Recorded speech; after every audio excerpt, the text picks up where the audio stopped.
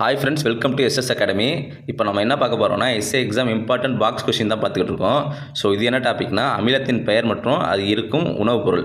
அதாவது எந்தெந்த உணவுப் பொருளில் இந்தந்த அமிலம் இருக்குன்னு கொடுத்துருப்பாங்க. அது என்னென்னு பார்க்கலாம் வாங்க. ஃபஸ்ட்டு ஒன் சிட்ரிக் அமிலம்.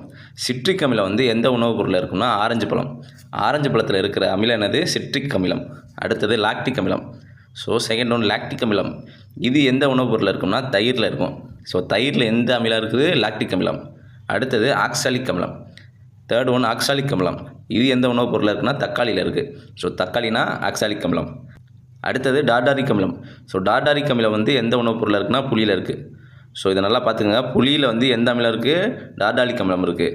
ஆப்பிளில் என்ன இருக்குது? மாலிக் அமிலம் இருக்குது. வினிகரில் அசிட்டிக் அமிலம் இருக்குது. தக்காளியில் ஆக்சாலிக் அமிலம் இருக்குது. தயிரில் லாக்டிக் அமிலம் இருக்குது. ஆரஞ்சில் சிட்ரிக் அமிலம் இருக்குது. Okay friends, all the best. Thank you.